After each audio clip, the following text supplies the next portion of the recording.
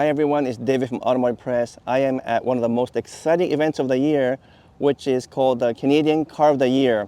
I am one of the jurors of the Canadian Car of the Year. And in fact, I am now also a board member of what we call AJAC, which stands for Automobile Journalists Association of Canada. And what happens each year is that all the manufacturers are involved in the Car of the Year event, brings their cars here for us to drive. And what's so surprising is that we have over 70 cars here. In fact, 72 to be exact. Everything from the trucks to SUV to sports cars. And we get to drive them on the racetrack. We get to drive them on off-road track, as well as drive around town. And so we have access to 70 cars over a 2-day period. And we drive and we vote for which of the cars are the best. In terms of ranking, there's a proper ranking for that. Perhaps one of the most proper analytic type ranking in the world for Car of the Year event. And then they tally up, and eventually in a few months they announce the winner for different categories. So those things are coming later on. But for now, what I want to do is just show you what we have in terms of the cars and trucks and SUV we're driving today and tomorrow, and to give you a flavor of what I'm discovering so far, because it's really fascinating when you get to drive them all back to back at the same time, and we get to drive them on the track as well as on the street. So let me show you what I have and then give you some of my comments as we walk around. So walk with me for the next little while. So it's a bit windy here in Ontario right now, but it's a really gorgeous day in terms of weather. But we have so many vehicles to drive that it's almost impossible to cover all of them. So I apologize if it's a bit noisy because people are driving on the racetrack, and it's also windy here now.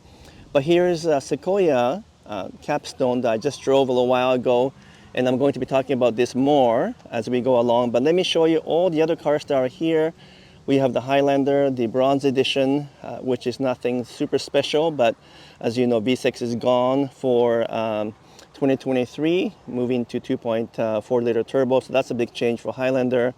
We have the new refreshed Hyundai Palisade with a renewed front and interior. So that's also still a benchmark in many ways. And to be honest, the Palisade drives better than Highlander here.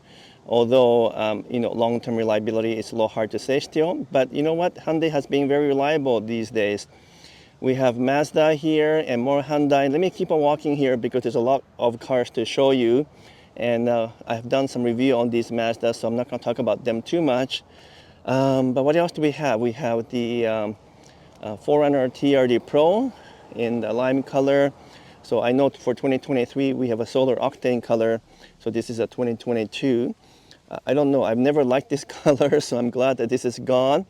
And this was taken in the off-road course, and I'll be doing that tomorrow.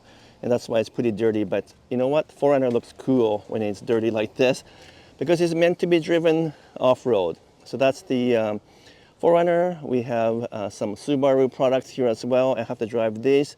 Volvo, Toyota Venza, more Subaru products. But before I go that way, let me come back to this side because we have more of the type of cars that you guys are interested in. So we have the Tundra capstone, and I just drove this as well, back to back with the Sequoia over there. They're both same color as well. And you know what? In short, I think the Tundra is a great deal because there's not as much difference between the Tundra and the Sequoia as people think. Of course, one is a pickup truck and one is a SUV. But in terms of drivability, in terms of comfort and feel, quietness, it's actually pretty similar. You have to decide whether you need a pickup truck or SUV, obviously. But the two are actually quite similar.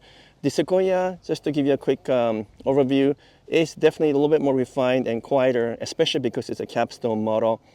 But it's quite comparable to Tundra, and I'm very happy that I have the Tundra TRD Pro. Now, in terms of the capstone versus something like what I have, which is TRD Pro, once again, you might be surprised that the overall feel when you're just driving in the city and also on the highway is not as much as you think. They drive all very similarly because I've driven pretty well every different models in terms of the Tundra, and the difference isn't as big. Even with the 22-inch wheels and tires on the Tundra, because it's a capstone, the ride is quite similar. It is firmer and a little bit bumpier, but I know some people complain that the 22-inch wheels and tire makes the truck very undrivable even. That is not true at all. It's actually very comfortable, stable, and refined, and I do find it extremely smooth. It doesn't feel like a truck, honestly. It just feels like SUV. And so Tundra, I still think is a great buy, regardless of what people might be saying. Just because for some people, they're disappointed that the V8 is gone. But this iForce Max, you know what? If you drive it, you'll be convinced that it's one of the best engines out there. It just feels like a really robust engine with lots of power and torque, regardless of the RPM range. And I'm actually very happy with my Tundra TRD Pro. We got the Tacoma here in, again, the lime color here. And this one is an automatic. But I drove the manual recently. I talked about that already. And you know what? Tacoma, as you know, is changing next year. Lots of rumors about that. I do think it'll be the 2.4 liter turbocharged engine with or without hybrid.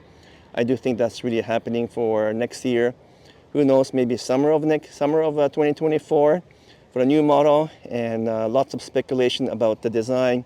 I have talked about that quite a bit, so watch my previous videos if you're still curious about what's happening. We got the Sienna, which surprisingly is still a really good seller, surprisingly strong seller. What else do we have here? And it's a bit windy here, so apologize for that. We have the ever so rare Camry TRD. It actually looks really cool with quite an aggressive design. Who would have thought that they will make the Camry look like this with an actual wing? This is an actual wing in the back. Love the blue color, and it drives surprisingly good for a sedan. It has a very aggressive spoiler here, comes out and comes out that way again. So for those people who absolutely love sedans and don't want to pay a lot of money for a sports sedan, this could be the bargain of the century. What else do we have here? Let's take a look at the sports car section. So here are all the sports cars we get to drive today and tomorrow, and there are quite a few cars. So the racetrack is just on the other side here. You can't really see it, but it's a wonderful racetrack, lots of twisty corners and turns. Not a difficult track, but we get to drive all of these cars on the track, and it's being a lot of fun. So we have the Hyundai Elantra N, which is one of my surprising vehicles I drove this year.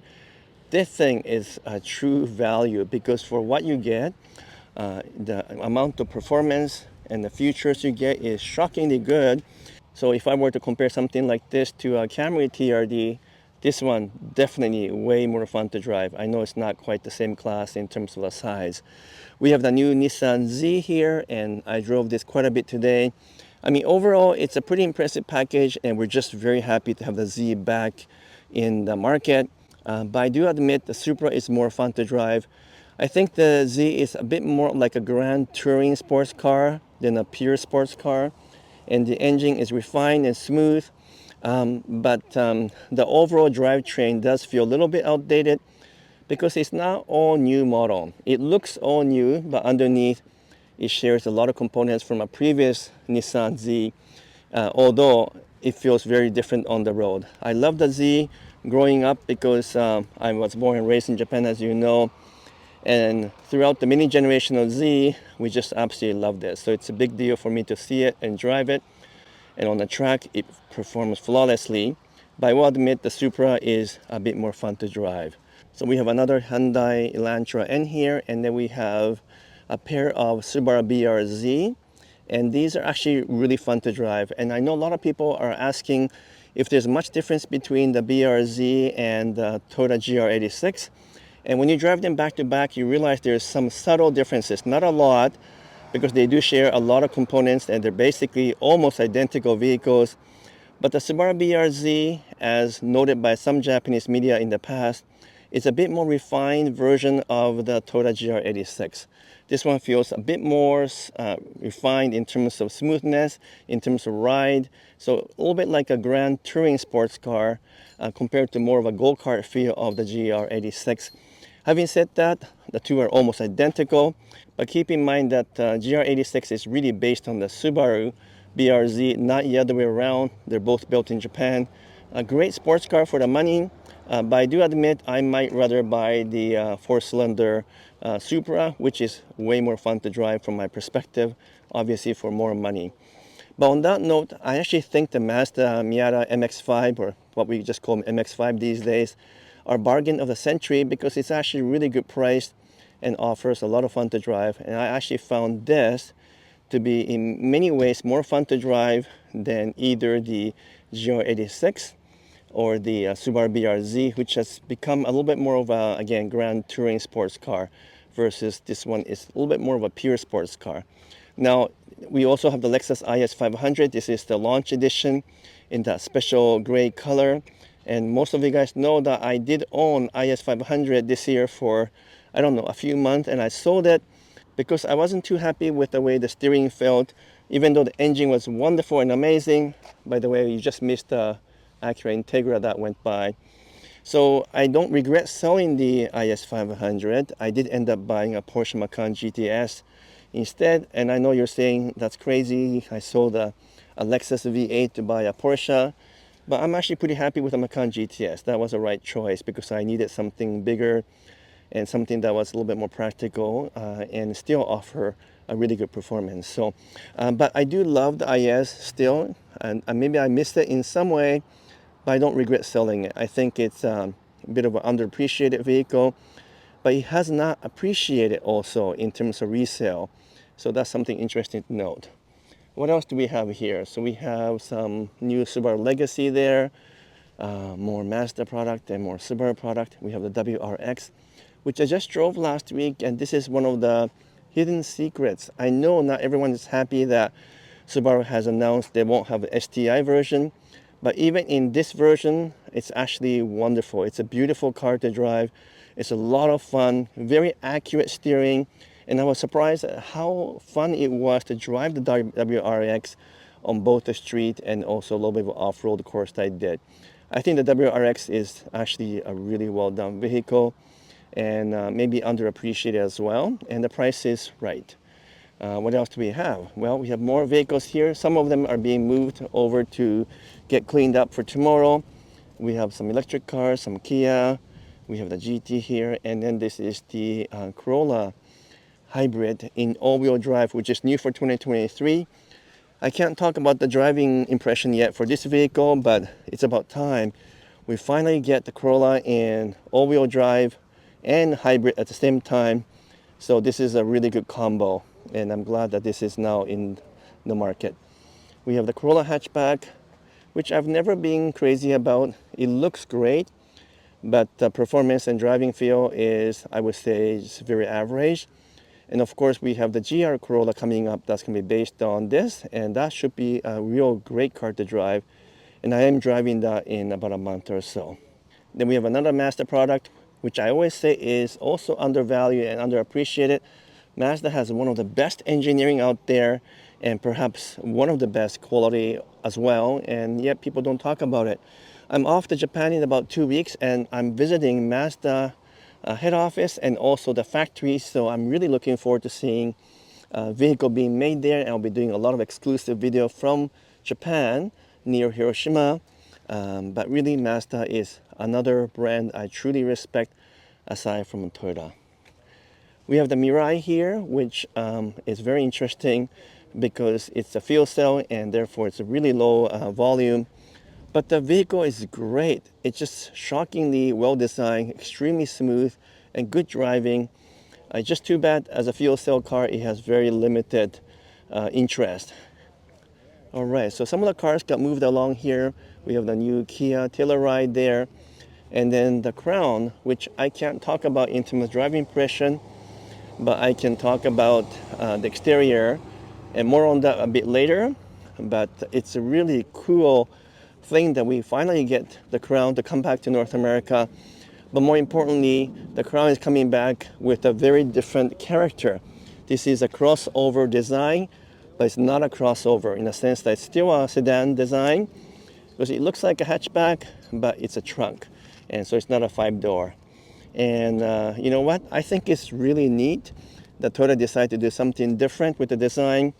I know it's not everyone's favorite design, but you gotta take hats off to Toyota for trying to be different anyways. And there are going to be other variations of Crown that will come out. Not sure which of those will come to North America, but there's SUV as well as crossover design that looks fantastic. If they do make it to North America, they're going to do really well, because one of the SUV version of the Crown looks like a Ferrari, honestly. And I think some of you guys have seen that similarities. We have the also the Toyota Corolla Cross hybrid, which we are not able to drive yet, but this is a prototype. But I'm excited to drive that.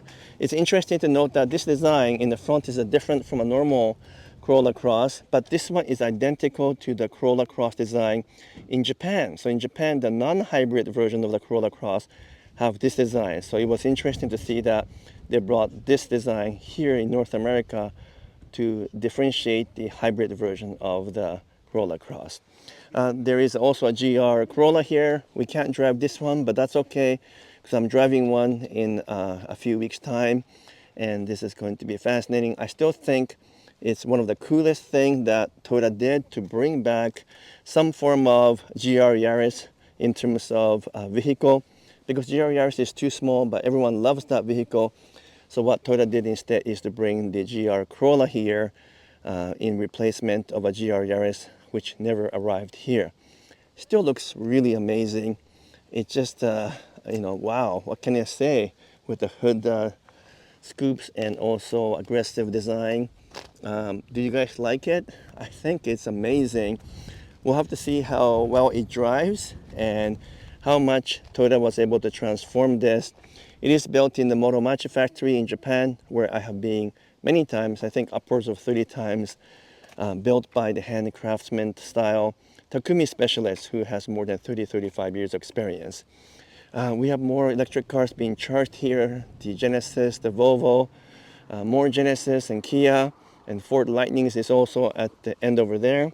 And then just coming back, full swing, more cars, so stay with me. We're almost done. We've got the Genesis G90 there, and Kia, and many of you guys already know about the Hyundai Ioniq 5, which is one of the best electric cars out there. But we also have the GV60, which I just drove and was pretty impressed. We have the Volvo V60 at the back. Yeah, I know there's a lot of cars here, and there's no way we can drive all of them, but I'm going to try to do that tomorrow. Oh yeah, the new Honda is also here beside the Corolla Cross. So I'm going to have to try to drive this tomorrow, because I have yet to drive the new HR-V.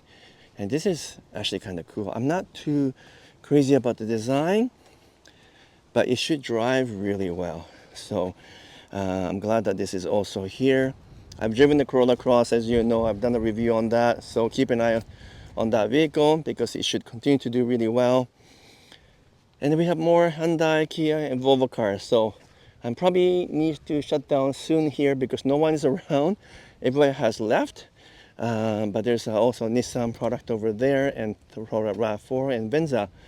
And we have a Jeep here. Let me finish off by showing you the Lexus LX and also this is NX. There was a bunch of RX, but they've taken it, I guess, to clean, so it's not here now. But this LX has also gone off-roading. Look at that. It's pretty dirty, but looks so cool when it's messed up like this, because as you know, this is based on Land Cruiser 300 series, and it's capable of doing anything in terms of off-roading. And I really liked driving the LX, even though it lost the V8 engine. So that's pretty well all the vehicles I can show you for now. I look forward to giving you more report from this Car of the Year event, and it's called the Test Fest, because there's so many cars that I have to drive tomorrow, and hopefully some of these will make it to the press fleet back at home so I can drive them more. But I'm really excited to be driving the capstone version of the Tundra and comparing that to Sequoia over there, which is also capstone, and looking forward to driving more and more cars over the next couple of days. And in a few months, we will be able to tally up the result and announce the Canadian Car of the Year.